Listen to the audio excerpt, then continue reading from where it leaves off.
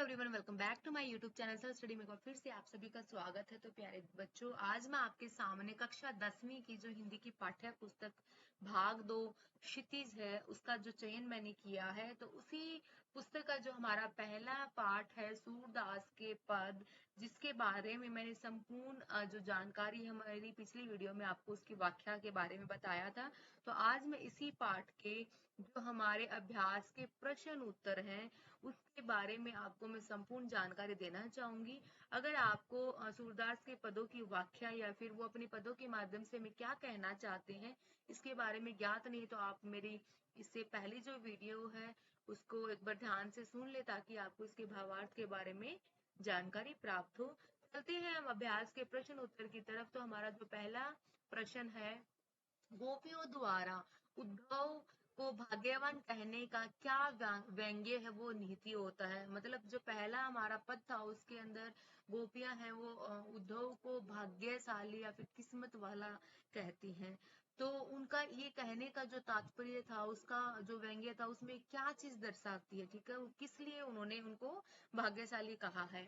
गोपियां उद्धव को भाग्यशाली कहते हुए व्यंग्य करती हैं कि उनकी बातों में वक्रोक्ति है, ठीक है, क्योंकि उनको सुनने में तो उनकी बातें प्रशंसा लग रही है, किंतु वास्तव में वो कहना चाह रही है कि वो उद्धव बड़े अभागे हैं, क्योंकि वो श्री कृष्ण के पास रहते हुए भी, उनके साथ रहते हुए भी उनके प्रेम से, उनके सौंदर्य से वंचित नहीं हो पाए। मतलब वो उनसे दूर है, वो उनको पहचान नहीं पाए, उनके प्रेम का आनंद नहीं ले पाए। तो इसलिए उनका कहने का मतलब यही था कि जो इतने उनके पास हो आप, फिर भी आप उनसे बहुत ज्यादा दूर हो।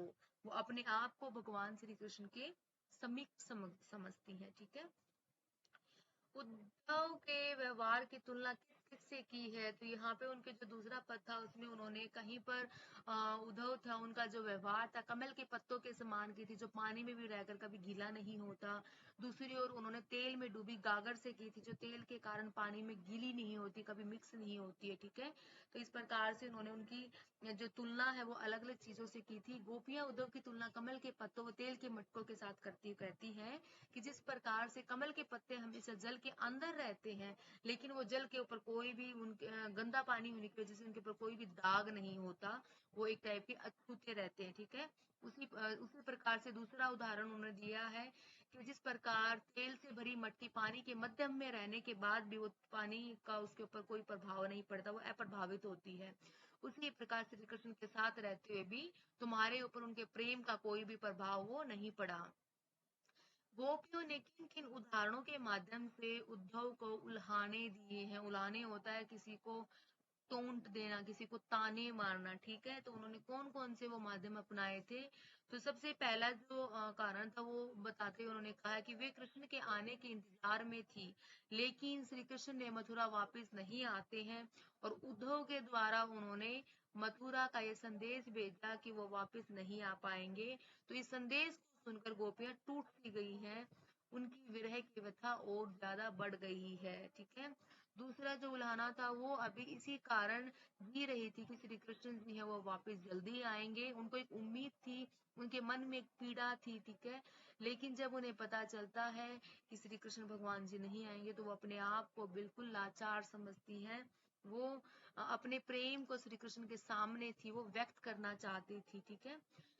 नेक्स्ट उन्होंने बताया कि वे कृष्ण की रक्षा का गुहार लगाना चाह रही थी, वहां से प्रेम का संदेश चाह रही थी, परंतु वहीं से योग और संदेश की धारा का संदेश जो उन्हें मिला, जिसे सुनकर उनका जो दिल था वो टूट गया था। वे उद्धव की योग साधना को कड़वी ककड़ी के जैसा बताकर एक निष्ठ प्रेम से दृढ़ विश्वास प्रकट करती हैं कि उनका जो योग है वो एक कड़वी ककड़ी के समान है, उनका उनके ऊपर कोई भी असर नहीं पड़ने वाला। गोपियां श्री कृष्ण को हारिस पक्षी के समान, एक लकड़ी के समान मानती है। जिस प्रकार से हारिल जो पक्षी होता है वो अपने पंजों में लकड़ी को बड़ी कठोरता से, दृढ़ता से पकड़ के रखता है, वो उसे छोड़ता नहीं है, उसी प्रकार उनके मन में, वचन में, कर्म में श्री कृष्ण के हृदय के प्रेम रूपी पंजों में दृढ़ता पूर्वक उनको उनको पकड़ा हुआ है, उनको जकड़ा हुआ है। वे श्री कृष्ण की अपेक्षा करते हुए कहते हैं उनके प्रेम की मर्यादा को रखेंगे, वो उनके प्रति उनके प्रेम का बदला लेंगे, किंतु उन्हें योग संदेश भेजकर उनके प्रेम की मर्यादा है वो तोड़ जाती है। नेक्स्ट, उद्धव द्वारा दिए गए योग के संदेशों में गोपियों की विरहाग्नि में घी का काम कैसे किया। तो जो संदेश वहां से उन्होंने भेजा और जो गोपियां थी उनके मन में जो पीड़ा थी उसमें एक टाइप का वो बोलते ना किसी के दुख पे और भी ज्यादा नमक छिड़कना, किसी पे जले पे, तो किस प्रकार से जो विरहाग्नि में घी का काम कैसे किया वहां पर। श्री कृष्ण ने मथुरा चले जाने पर गोपियां थी वो बिल्कुल ही अंदर जल रही थी। उनके मन में श्री कृष्ण के प्रेम संदेश और उनके आने की प्रतीक्षा थी। लेकिन जब मथुरा वापस नहीं आते, उद्धव के द्वारा मथुरा के द्वारा ये संदेश भेजा गया गया तो वो वापस नहीं आएंगे। तो इस संदेश को सुनकर जो गोपियां थी वो बिल्कुल टूट गई थी। उनकी जो व्यथा थी वो और भी ज्यादा बढ़ गई थी। वो श्री कृष्ण के प्रति प्रेम भावना मन ही मन में रखी हुई थी और वो उद्धव से शिकायत कर रही थी कि वो अपनी व्यथा है, जो प्रेम, जो उनके मन में जो पीड़ा है वो किसे जाकर सुनाए। उन्हें समझ नहीं आ रहा था कि वो इस तरह से वो जो कर रही थी, क्या श्री कृष्ण ऐसे वापस जल्दी आ जाएंगे। ठीक है, उनकी जो मन की पीड़ा थी वो उनसे सहन नहीं हो पा रही थी। वो श्री कृष्ण को वापस चाहते थे कि वो वापस लौट कर आए और उनको अपने समझ पाए। उनके हृदय में श्री कृष्ण के प्रति अटूट प्रेम था, जो किसी योग संदेश द्वारा कम नहीं होने वाला था, बल्कि उनका प्रेम और भी ज्यादा दृढ़ हो गया था, मजबूत हो गया था। ठीक है, उन्हें योग साधना का संदेश भेज दिया गया, जिसकी वजह से उनकी जो व्यथा थी वो कम होने की बजाय वो और भी ज्यादा, जो एक टाइप की जो बोलते हैं ना कि तड़प होना किसी चीज को लेकर, तो वो और ज्यादा बढ़ जाती है। वो भगवान श्री कृष्ण के प्रति मन में और ज्यादा निष्ठा और प्रेम करने लग जाती है। तो जो संदेश उन्होंने भेजा योग और जोग का, तो वो सुनकर जो गोपियां थी उनका जो पहले ही उनके प्रति चाहत और तड़प थी वो और भी ज्यादा बढ़ जाती है। वो श्री कृष्ण को अपने समक्ष देखना चाहती हैं। मर्यादा न लही के माध्यम में कौन सी मर्यादा न रहने की बात की गई है। यहाँ पर गोपियों का कहना है कि उनके मन में श्री कृष्ण के प्रति बहुत ज्यादा प्रेम और विश्वास था। प्रेम की मर्यादा थी वो निर्वाह श्री कृष्ण से वैसे ही होगा और उनकी ओर हो रहा था। प्रेम का यही मर्यादा और प्रेम की प्रेमिका दोनों को प्रेम को निभाए, वो प्रेम की सच्ची भावना को समझे और उनकी मर्यादा की रक्षा करे। परंतु श्री कृष्ण ने क्या किया, गोपियों के प्रेम निभाने की बजाय उन्होंने नीरस योग संदेश भेज दिया, जो कि एक छलावा और भटकाव था।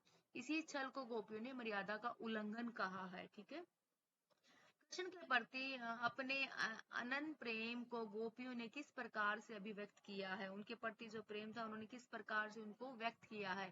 वे अपनी स्थिति गुड़ में चिपकी चींटियों के समान पाती थी, जैसे किसी भी दशा में श्री कृष्ण से प्रेम में दूर नहीं रह सकती थी। वे खुद को अभागी नबला नारी समझती थी, जो कि श्री कृष्ण के प्रेम में उलझ गई थी। ठीक है, उन्हें मोह पाश में लिपट गई थी। वे श्री कृष्ण को हारिल की लकड़ी के समान मानती थी, जो कि हारिल पक्षी अपने जो पंजों में लकड़ी को दृढ़ता से पकड़ के रखता, उसी प्रकार से वो अपने आप को श्री कृष्ण के प्रेम में जकड़ा हुआ महसूस करती थी। उन्होंने श्री कृष्ण को अपने हृदय में प्रेम रूपी पंजों में बड़ी दृढ़ता से पकड़ा हुआ था। वे श्री कृष्ण के प्रति मन में कर्म और वचन में संप्रीत है। वे सोते जागते दिन रात श्री कृष्ण का ही जाप करती थी।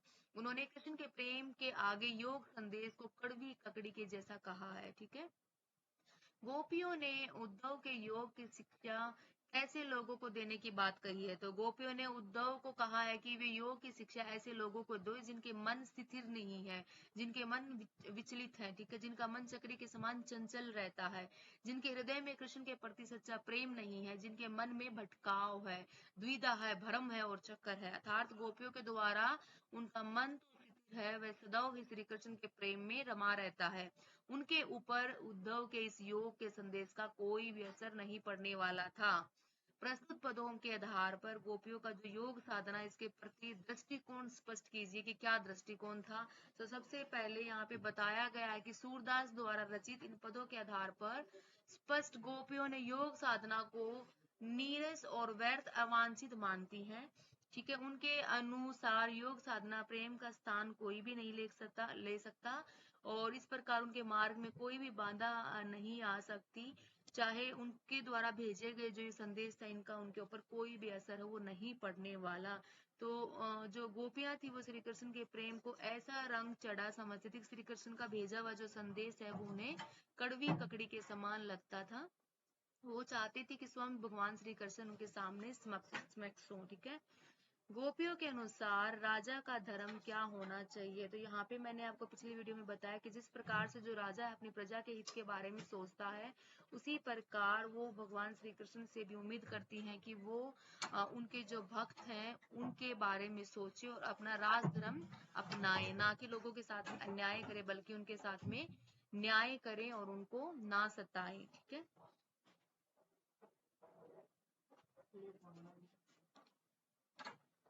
तो मैं उम्मीद करती हूँ मेरे द्वारा बताए गए जो अभ्यास के प्रश्न उत्तर है वो आपको अच्छे से समझ में आ गए होंगे। अगर आपको फिर भी कोई डाउट है तो आप मुझे प्लीज कमेंट एरिया में अपना डाउट लिखकर बताइए। मिलते हैं जल्दी आपसे नेक्स्ट वीडियो में, तब तक के लिए प्यारे बच्चों धन्यवाद।